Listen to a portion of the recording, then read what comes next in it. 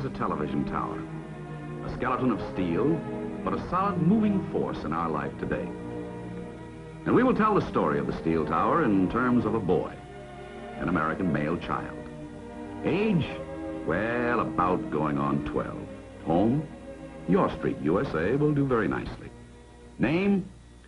Well, because you'll get to know this boy for what he is and what he represents, his name is not important. He represents a number of things, all of which add up to the future of our country. He may become a scientist, or perhaps an educator. He might even join the Space Patrol. But today, he spends a lot of his time in the company of a friend of ours, a steel tower. There are all kinds of steel towers, but our particular tower transmits television signals to energize a home receiver that has become a very important part of our young man's everyday life. He and his family depend upon it for a good deal of their entertainment. They also depend upon it for much of the news and information of their community, state, and nation. It is a welcome guest in the home.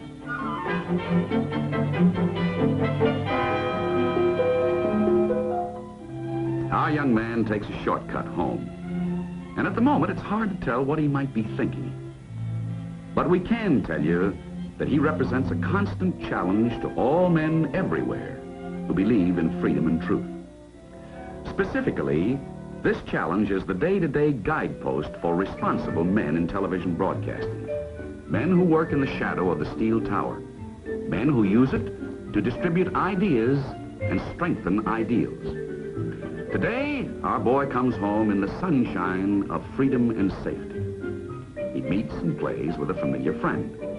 In a moment, he will have another companion, our familiar guest in the house.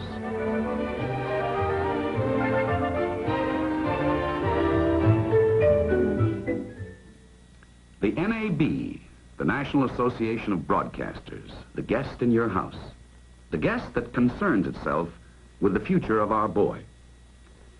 Because of its being, this boy will grow up acutely aware that there are forces at large alien to his way of life. 12 years old, with a 20-inch screen, and he has seen the face and forces of evil. Communism is a word he is learning to understand. Moscow is a city he hears of often. Names such as Khrushchev, Bulganin, and Zhukov have meaning.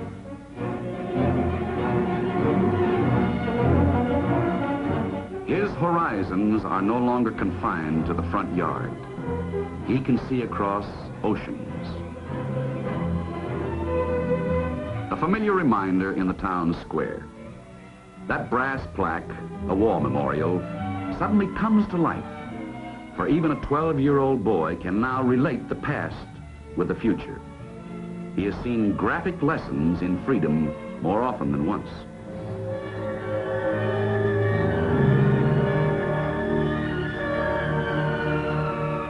It is no longer true, nor will it ever be again, that a dogfight down the street is bigger news than a revolution in Hungary. Another lesson in freedom. He watches on that screen the men and women, and yes, the children, fighting in a turbulent land for a cause that might well be his.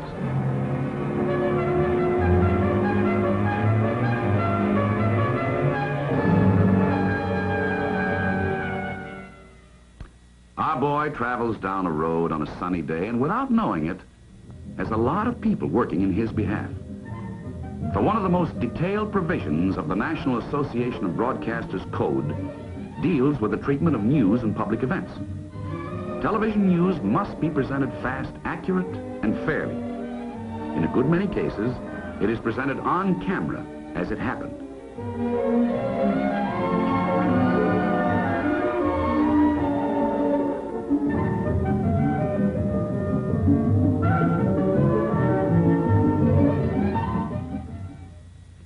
If our lad lived in Texas, he would have recently seen a typical example of local broadcaster responsibility and resourcefulness when disaster struck.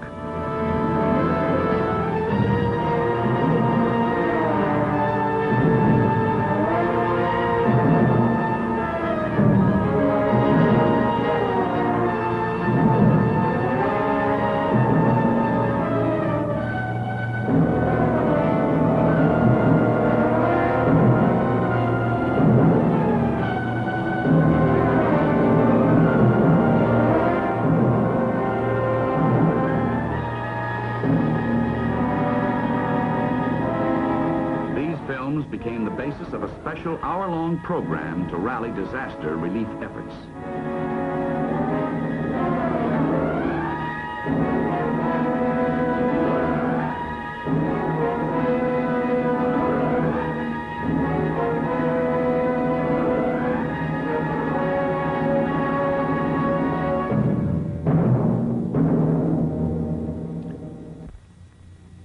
In another southwestern town, a local broadcaster pioneered actual coverage of a jury trial with an on-the-spot broadcast of a felony case.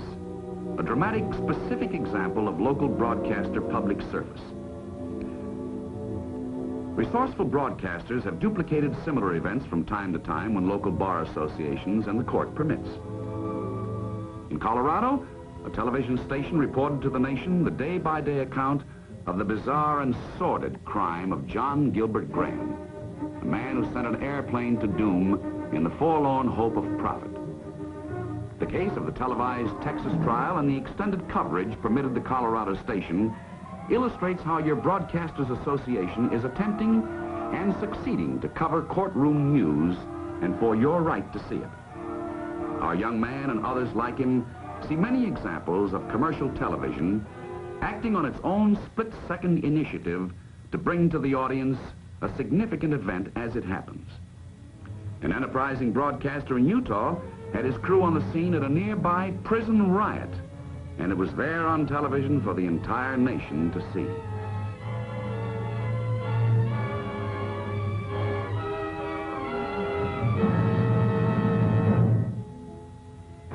As far as I'm concerned, I can't blame the inmates for doing what they did, but I believe they went about it in the wrong way. A conflict between law and disorder in the sharp focus of a television camera. Empty lifeboats on a darkening sea. The imagination of a boy quickened and enriched by seeing great events as and when they happen. Familiar sights assume new importance, and our boy has some fun on the local pond.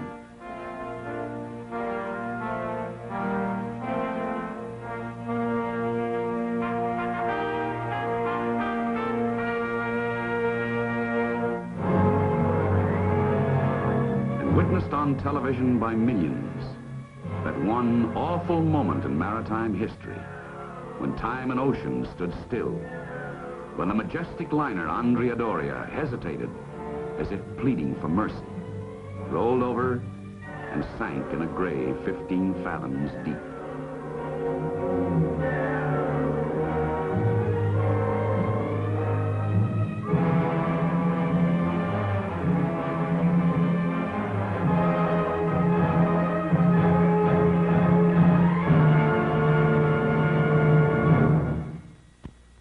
Has been born into a brand new time. The writers and historians refer to it as the atom and space age, a time when the mind of men and boys ventures ever closer to the secrets still locked behind the doors of time. Television on the scene creates a new awareness of science and exploration.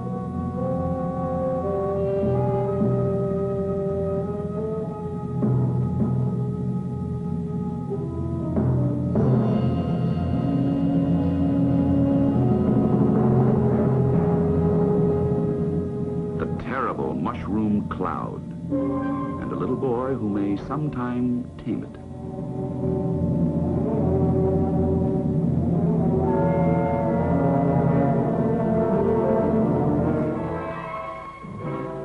One day, back in the hometown of where our youngster actually lives, in a large western Pennsylvania city, he joined the millions who stood a watch throughout the day and throughout the night, while rescuers looked for a group of trapped miners. It was only 2 days when it was all over, but every hour without news was forever. And the local television stations watched with them, these friends and relatives of trapped coal miners. As they kept their vigil, a nation prayed with them. These were people in trouble. And as television told the story, it contributed again to national understanding.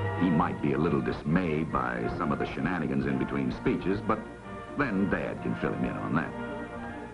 Today, the political scene is under the constant focus of the living room screen, and little boys, along with their moms and dads, are making up their minds better than ever before.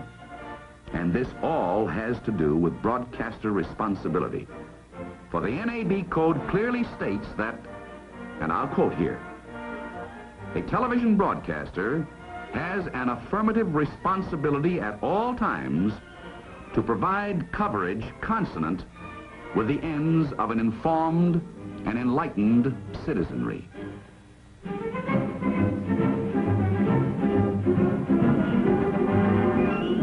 And we inaugurate a president who was himself once 12 years old.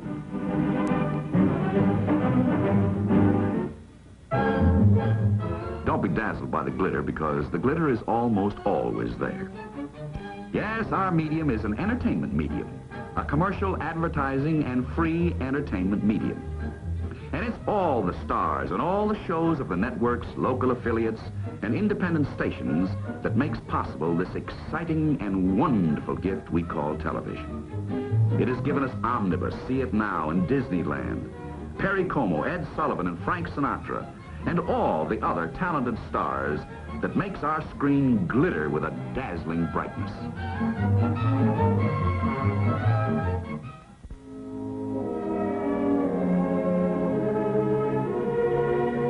While television programming can never in itself fulfill the spiritual need of church attendance, it does nonetheless supplement and support beliefs of all faiths. Your NAB member station meets this responsibility. You can help them improve this service by calling on them with suggestions for additional improvement. They welcome these suggestions.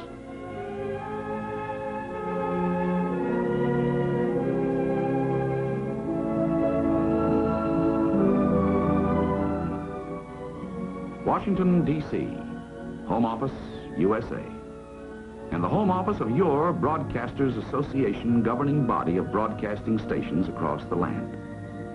Stations who have voluntarily banded together to assure the American television public that your television set will always be a welcome guest in the house.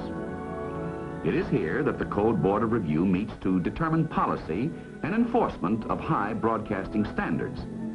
Monitor reports are scrutinized and appropriate action is taken. A broadcaster might win an accolade for his efforts, or for his negligence, it could be as severe as expulsion. In this regard, the governing body is similar to that which we have had in other mediums. Always a self-regulatory system which functions without government censorship. A system which in this country we have found works very well. This group meets face-to-face the day-to-day problems of television broadcasting. Standards of advertising, performer decorum, dramatic themes, news accuracy and fairness, and many other component elements that cross our screens daily. Implementing their decisions is a permanent staff which keeps abreast of broadcast practices.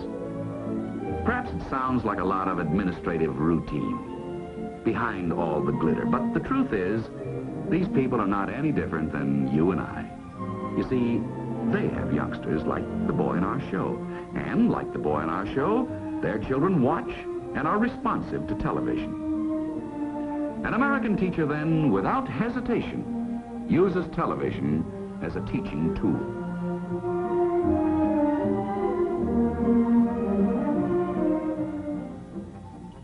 The free television system is based on the competitive flow of ideas, which in turn contributes to a flow of goods. The economists tell us this is the basis of free enterprise and in turn is fundamental to a democratic system. Our way of life then is based on standards of quality and taste, even though appetites change. Our appetites for television programs change too.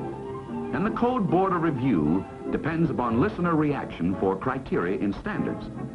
Your letters are of great help in this direction. Letters of comment on advertising practices, programming material, and suitability of performers are all a part of Code Board of Review decisions. Your letters contribute to the American system of self-regulation reflected by newspapers, periodicals, motion pictures, and the theatrical arts. A young boy believes in a lot of things, and they depend upon the things around him. With the right guidance, he will perhaps tame the awesome bomb. Maybe even join the Space Patrol or go to Washington, Home Office, USA. And yes, it's all the glitter and a lot more, too. It's drama, news, special events, and community affairs. Right there on our 20-inch screen. There's a lot to see and a lot to do. But our youngster's growing up. And you know, it's pretty exciting because it's a lot of fun. And there's something left over when it's all done. We know a little more than we did yesterday. So what then were little boys born for? Well, they were born to hit a home run with the bases loaded or give their life for freedom's cause. They're born to become presidents and shoot rockets high in the air. Some will teach school, others will write. A few will become scientists, but all will respond.